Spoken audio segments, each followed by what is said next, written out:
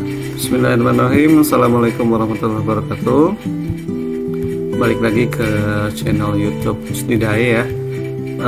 Sebelumnya saya ucapkan terima kasih karena di video sebelumnya saya membuat tentang ketentuan kelulusan dan peluang lulus teman-teman yang sudah mengikuti seleksi kompetensi. Responnya alhamdulillah bagus, sudah ada komentar yang cukup banyak ya. Nah, di video kali ini saya coba bahas secara lebih detail pertanyaan teman-teman yang sudah masuk ya di kolom komentar di video sebelumnya di atas sini nih. Baik, perlu saya jelaskan juga bahwa di video yang saya jelaskan ini sebisa mungkin jauh dari berita yang tidak benar ya, atau anti hoax. Artinya kalau kita lihat di video-video di channel YouTube lainnya itu saya perhatikan banyak sekali informasi yang tidak sesuai ya dengan faktanya gitu. Misalnya tenaga honorer diangkat secara otomatis gitu menjadi PNS. Itu sangat meresahkan tuh ya, karena tidak benar beritanya, tidak ada dasar hukumnya. Nah, itu sudah jelas hoax beritanya. Nah, saya harap teman-teman bisa menyaring informasi yang beredar di publik ya, mana yang benar dan mana yang hanya berita burung atau hoax gitu. Baik, di video kali ini yang saya akan buat, saya akan membahas tentang contoh kasus langsung ya, contoh kasus atau peluang teman-teman lulus dari seleksi kompetensi di P3K tahun 2022 gitu. Nah, di sini saya akan coba bahas mulai dari sertifikat kompetensi, kemudian yang kedua tes tambahan, kalau ada tes tambahan seperti apa, lalu yang ketiga pengisian formasi kosong. Nah, apakah bisa diisi atau tidak? Tentunya didasari oleh mengacu pada peraturan-peraturan yang berlaku. Dalam hal ini di Permenpan 29 2021 dan peraturan turunannya di Kepmenpan RB. Baik, langsung masuk ke inti pembahasannya. Teman-teman harap disimak karena di sini akan dibahas contoh kasusnya. Yang pertama ada sertifikat kompetensi, yang kedua tes tambahan, dan yang ketiga pengisian formasi berdasarkan Permenpan 29 2021. Kalau kita lihat di pasal 29 Permenpan RB 29 2021, di sini dijelaskan, coba kita lihat ya di ayat 5-nya. Dalam hal terdapat kebutuhan jabatan yang belum terpenuhi pada instansi daerah. Jadi di instansi daerah nih dibahas di ayat 5. Setelah dilakukan penentuan kelulusan akhir, kalau sudah dapat peserta dengan kelulusan akhir, dapat diisi dari pelamar yang melamar pada jabatan kualifikasi pendidikan yang sama. Nah, di sini intinya. Jadi jabatannya dan kualifikasi pendidikannya yang sama dari unit penempatan atau lokasi kebutuhan yang berbeda, serta memenuhi nilai ambang batas dan berperingkat terbaik. Jadi bahasa mudahnya, dalam satu instansi daerah itu bisa diisi nih kalau ada formasi kosong. Syaratnya adalah nama jabatannya sama dan kualifikasi pendidikannya sama. Walaupun penempatannya itu berbeda ya, tapi perlu digarisbawahi ini dalam satu instansi daerah, tidak bisa lintas instansi daerah ya. Misal dinas ketahanan pangan mengisi formasi di dinas kelautan dan perikanan, nah itu nggak bisa karena itu bukan dalam satu instansi daerah seperti itu. Nah, untuk yang nomor 6 atau ayat 6-nya ini dibahas instansi pusat. Nah, dalam hal ini instansi pusat melakukan pengelompokan pengisian kebutuhan jabatan yang belum terpenuhi hanya diberlakukan pada kebutuhan jabatan yang telah dikelompokkan. Nah, di video sebelumnya saya sudah jelaskan ya, untuk instansi pusat jadi harus dilakukan pengelompokan dulu itu. Nah, kalau masih bingung nanti saya coba contohkan di paparan selanjutnya. Baik, ini ada contoh kasus. Nama jabatan, misalnya formasi yang dilamar adalah arsiparis ahli pertama dengan formasinya ada 5. Ini saya bahas yang instansi pusat dulu ya. Yang instansi pusat, penempatan di Direktorat Jenderal X lah, anggaplah seperti itu. Jadi ini sudah dikelompokkan nih nama eselon 1-nya. Nah, di Kepmenpan RB itu biasanya instansi mendapatkan keputusan penetapan formasi. Nah, itu dalam bentuknya keputusan Menpan. Di sana sudah rigid ya, sudah rigid formasi di setiap unit kerjanya. Ini saya contohkan unit kerjanya yang mendapatkan formasi ada di UPT 1 sampai UPT 5. Nah, instansi pusat ini dia melakukan pengompokan nih. UPT 1 sampai 5 ini kebetulan nama jabatannya sama, Arsiparis ahli pertama, dan pendidikannya sama. Jadi mereka melakukan pengelompokan. Dibuka di pengumuman hanya di Direktorat Jenderal X gitu ya. Jadi yang di pengumuman adalah Arsiparis ahli pertama formasi 5 penempatan di Direktorat Jenderal X. Jadi tidak disebutkan di UPT-UPT ini. Ini namanya grouping atau pengelompokan. Nah, kita lihat passing grade untuk formasi ini. Arsiparis passing grade teknisnya 270, manajemen manajerial dan sosial kultural digabung kumulatif 130 dan wawancara 24. Nah, ini contoh kasusnya. Ada 10 peserta. Jadi ada peserta A, B, C sampai J. Ini nama kompetensinya sudah ada ya, mulai dari teknis, manajerial, sosial, kultural, dan wawancara. Kita lihat di sini sudah ada nilai-nilainya peserta A sampai J. Peserta A kita lihat teknisnya 280, manajerial 80, sosial kultural 93, wawancara 34. Kita cocokkan ke passing grade-nya yang ada di sini. Teknis peserta A lulus karena di atas 270, manajerial dan sosial kultural 100 berapa nih? 173 ya, berarti lolos. Di atas 130. Ini manajerial dan sosial kultural digabung. Kemudian wawancaranya di atas 24. Artinya peserta A dia lolos dari passing grade. Tidak dilihat dari kumulatifnya ya. Sekali lagi di Permenpan RB 29 itu tidak Kepmenpan 971 2022 itu tidak disebutkan bahwa nilai kumulatif adalah sebagai syarat kelulusan, tapi per masing-masing substansi tesnya dilihat.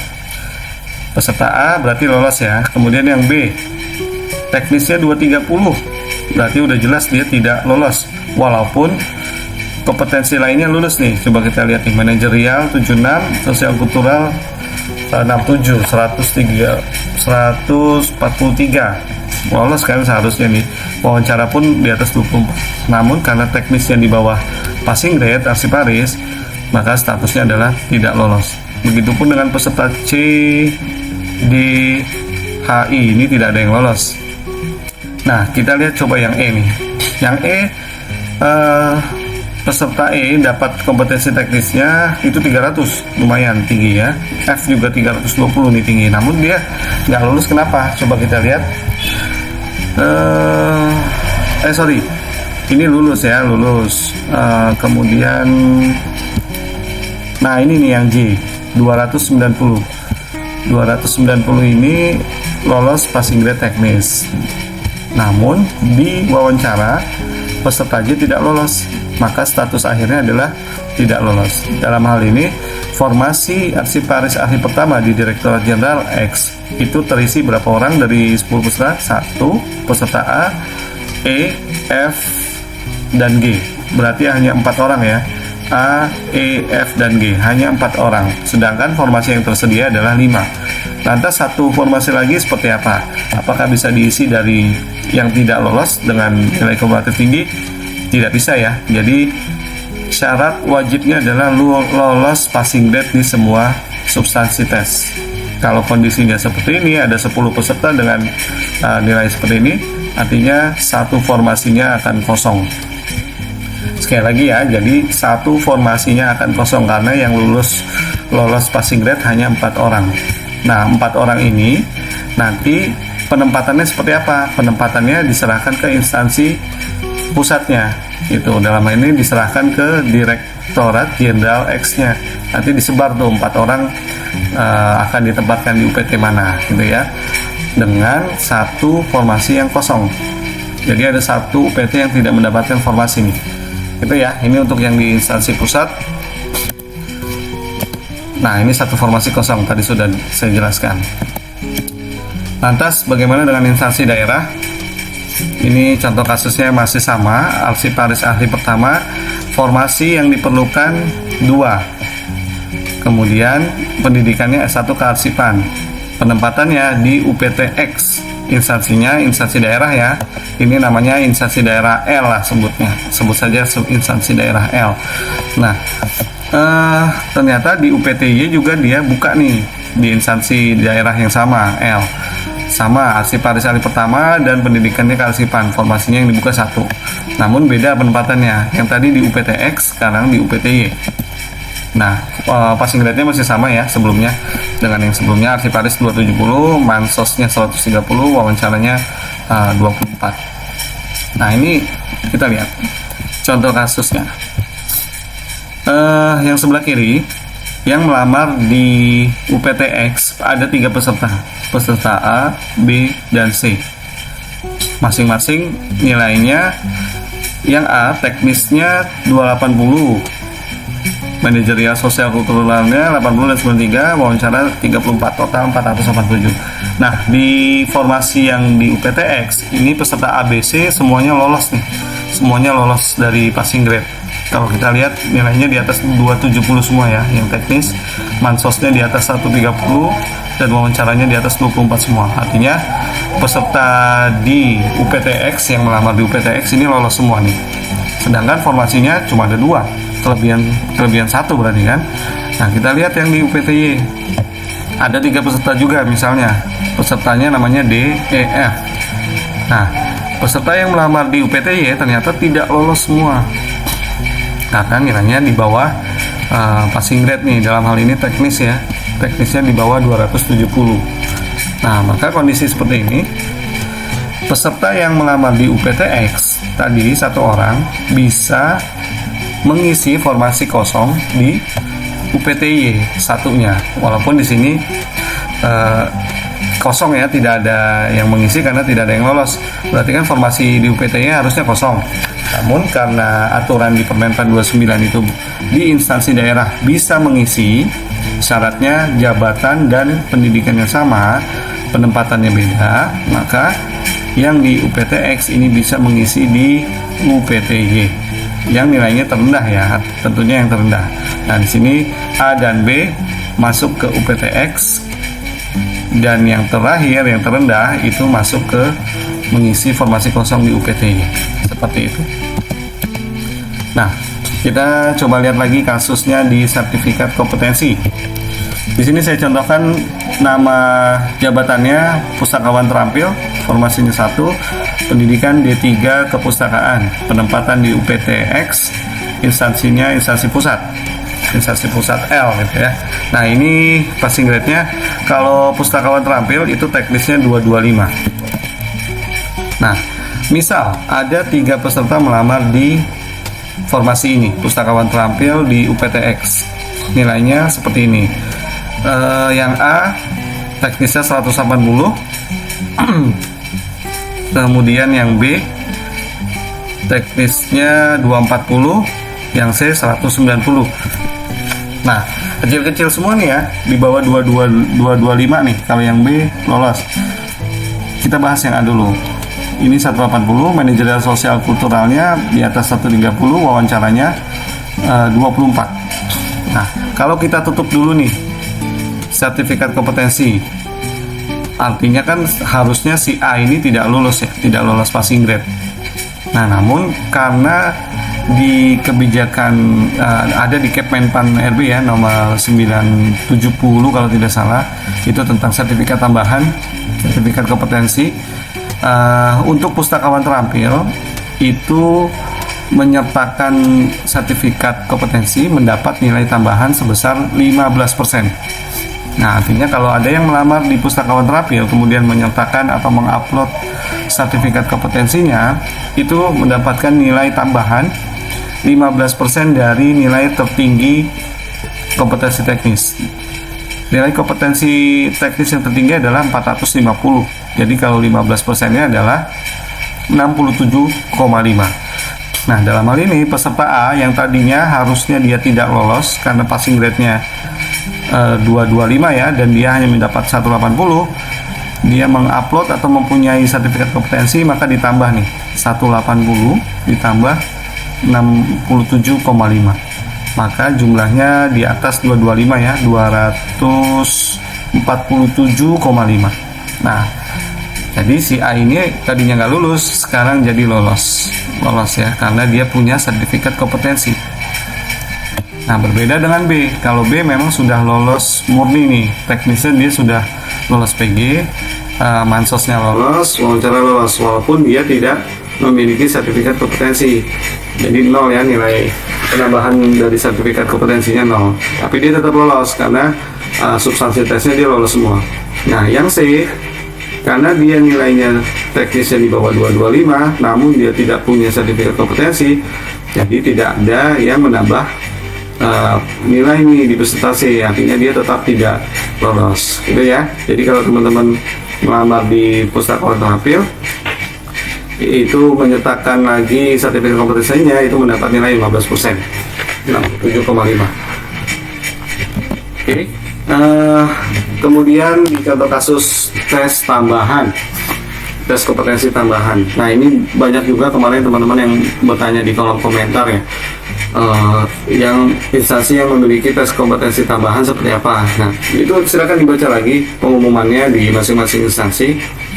Ini saya contohkan satu di formasi analis kebijakan hari pertama di Kementerian Agama, penempatan Inspektorat Jenderal, formasinya 2. Mungkin teman-teman kemarin ada yang daftar di sini ya. Ini saya ambil contoh kasus saja. Nah, kalau di anjak pertama ini, analis kebijakan hari pertama, teknisnya cukup tinggi nih, PG-nya 293 ya, cukup tinggi nih analis kebijakan.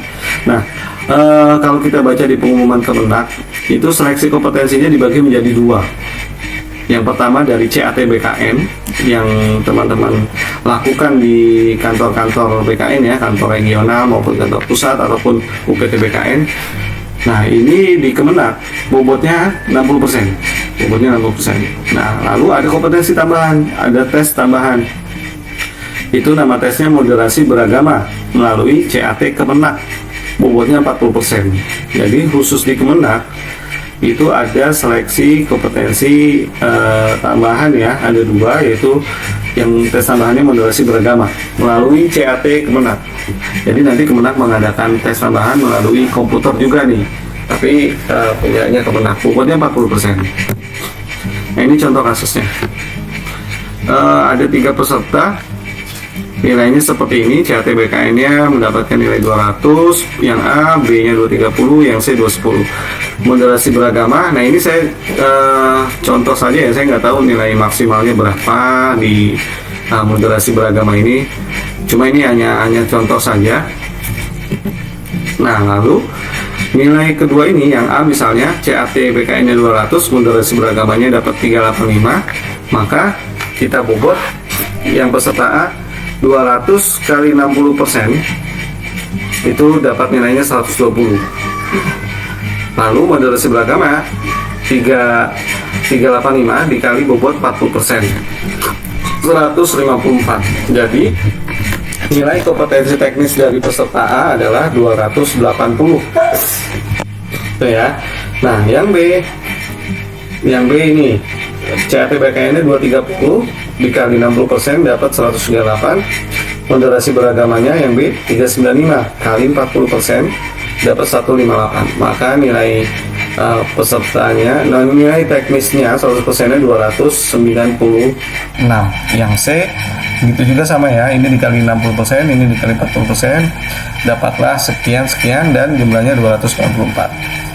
Nah, kalau kita lihat ABC ini lolos semua di Mensos dan Mansos dan wawancara, maka kita lihat di passing grade kompetensi teknisnya ya. Yang A ini tidak lolos karena passing grade analis kebijakan hari pertama adalah 293, maka yang A tidak lolos. Yang B 296 lolos ya, di atas 293, dan yang C juga lolos 294, tipis. Jadi seperti ini. Kalau misal ada tes tambahan untuk di kementerian lain, silakan teman-teman baca lebih detail lagi, karena di sana sudah dijelaskan untuk tes tambahan bobotnya berapa, seperti itu ya. Lihat lagi coba. Baik, mungkin itu yang dapat saya sharing ya, contoh-contoh kasus yang teman-teman tanyakan sebelumnya di kolom komentar. Jangan lupa like, comment, share, and subscribe ya. Kalau teman-teman masih punya pertanyaan, misal belum terjawab di video ini, silakan kita diskusi kembali di kolom komentar yang saya sediakan di bawah video ini. Terima kasih sekali lagi dan Assalamualaikum warahmatullahi wabarakatuh.